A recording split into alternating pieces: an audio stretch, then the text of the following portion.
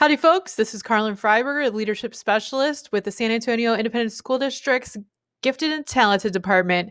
Today, I wanted to talk to y'all about email etiquette. We're going to talk about what it takes to send a formal email. So here we go. First, you have to put in your recipients in the to line. Whoever you are addressing in your email, that's the email that you put in there. So if I'm addressing my email to Miss Smith, then I would put Miss Smith's email in there. I could also address that email to multiple people. So maybe I need to email Miss Smith, Miss Rasco, and Miss Lindsay. I put all of their emails in that to line. The second category that you can use is CC, which stands for carbon copy. That means you're copying someone on the email. The person can see the email, they can read the email, and the people that you actually originally sent the email to, the people that you're addressing, know that you copied somebody else on that email. So those main recipients will see people who are copied on the email.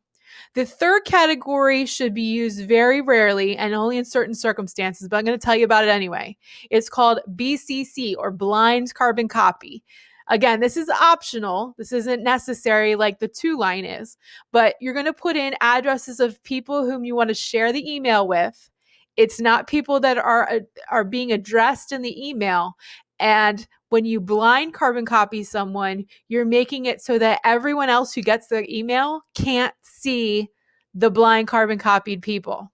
So if you put BCC to someone like my husband would be able to read it, but no one would know that my husband could see that email as well. So blind carbon copy can actually be used. It's used by teachers and things like that. If we're emailing something to a large group of people and we want to hide their email addresses so that, number one, they don't know who else it was sent to, and number two, to protect their identity, to protect other emails so that one parent doesn't find out the email address of another parent, we can do that. So that is the one of the ways you can use blind carbon copy. So that's recipients. Make sure that you have the email address right. I've done it a couple times where you type it in correctly, and then who knows where it goes. It goes off into the nether and you don't know where it went. Second thing we need to talk about is the subject. So in the subject line, keep it short. It should not be a sentence. It's the topic of the email. So if you're typing about a meeting tomorrow, I would type in subject, tomorrow's meeting. Always include a subject no matter what. That way it gives that person who's receiving the email some idea of what it's about. Keep it short. Use only a few words and make sure that you're clear and specific about what's going in that email. Also keep in mind that the tone is set for the email when you read the subject. So if you're saying urgent, this needs taken care of, people are going to think, oh my gosh, I wonder what's going on. If you're saying reminder party tomorrow, people are going to be like, oh, okay, I forgot about the party. I guess I better get ready for it. You're setting the tone for the email because that's the thing people see when it pops up in your inbox. They see who sent it and they see what the subject was. So keep it short and simple. My boss, one of my former bosses told me, KISS, keep it short and simple. So set the tone, you keep it short, be clear and specific, and keep it simple. The third thing we're going to talk about in emails is your greeting. When you're sending a formal email, you don't want to treat people like they're your best friend. It's formal, so you need to keep it formal. I put a few examples here. Hi, whoever, or dear, whoever. See if you can use an honorific, meaning you put Ms. or Mr. or Doctor. If you don't know the person that well and you're not sure if they're a male or a female or if they have an honorific, you can actually put their full name in there. So, dear Carlin Freiberger instead of Ms. Freiberger. Also, another little tip, if you're not sure whether someone is married or not, especially a woman, if you're not sure whether a woman is married or not, whether to use Mrs. or Ms., always default to Ms., MS. If you want to totally avoid that altogether, which is something I usually do, I usually put greetings or just hello, or if you're sending it to a group of people, hello, everyone. Then you're going to skip a line. So you're going to put your greeting, skip a line, hit enter twice, and then you're going to type your body of the email. You want to use complete sentences. Keep it formal. If you read it out loud, it should sound like it makes sense, and it should sound like you're talking to a teacher or someone older than and wiser than you. So if I'm sending a formal email, I want to make sure that if I send it to my, like, it sounds like I send it to my boss. Okay. Do not use capital letters. When you write in all in caps, it's perceived as yelling and it will not go over well. Even if you're saying something nice, if people think you're yelling, they get grumpy. Stay on the topic you put in the subject. Don't wander to a different topic. If you need to talk about that, and do it in a separate email. Avoid texting language and abbreviations. Do not use in a formal email. Do not use LOL, uh, you know, BTW or any of those things. Do not do it. Avoid it. Also, don't use emojis. People like to try to lighten up an email by throwing emojis in there. I'll tell you in a little bit. It makes you seem incompetent. Believe it or not, they've done studies. If you start throwing emojis in your emails, in formal emails, to the people reading it, it feels like you don't know what you're talking about, or you're trying to twist it in some way and manipulate them. So avoid emojis. Another key, read it before you send it. And for longer emails, keep it to 1 point per paragraph and keep it to about 4 paragraphs. Any longer than that, you're going to lose your audience. Keep it short and simple. KISS. Keep it short and simple. The next section we're going to talk about is pretty much the last one, and that's your closing. So there's all kinds of options for this. The formal ones that you want to choose from are probably sincerely, best wishes, greetings, or best.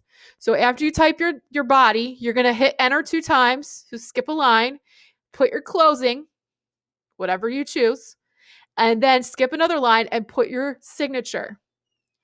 If it's a formal email, you don't just use your first name. Put your first and last name so they know who you are.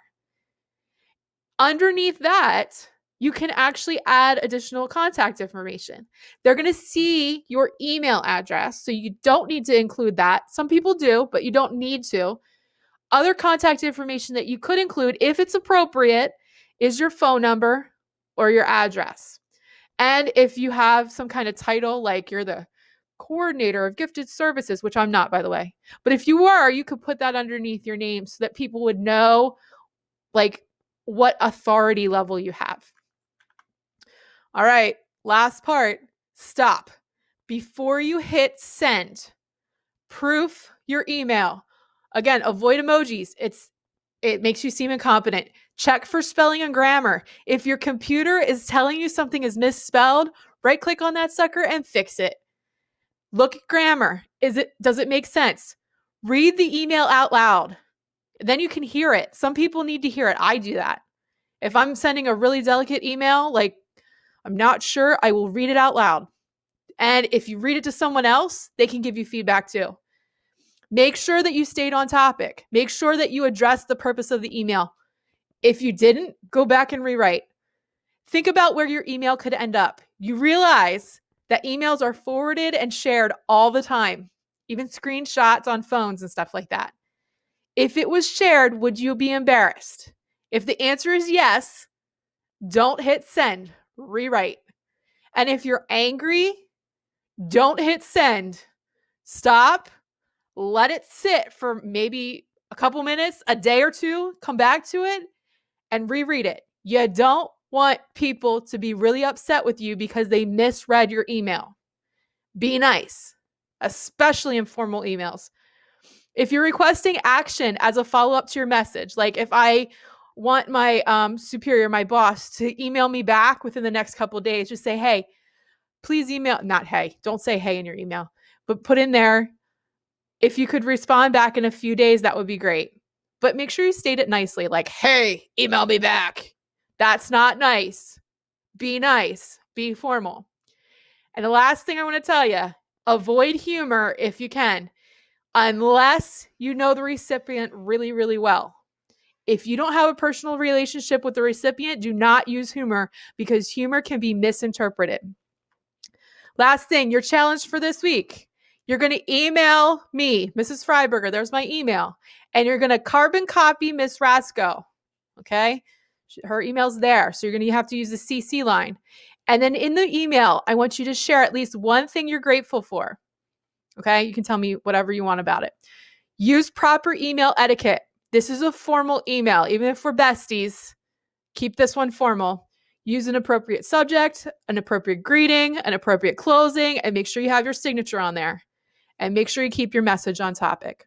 I hope I've taught you a little bit about proper formal email etiquette, how you act in an email to make sure that your reputation is intact and that people respect you. Take care. Hope to hear from you soon.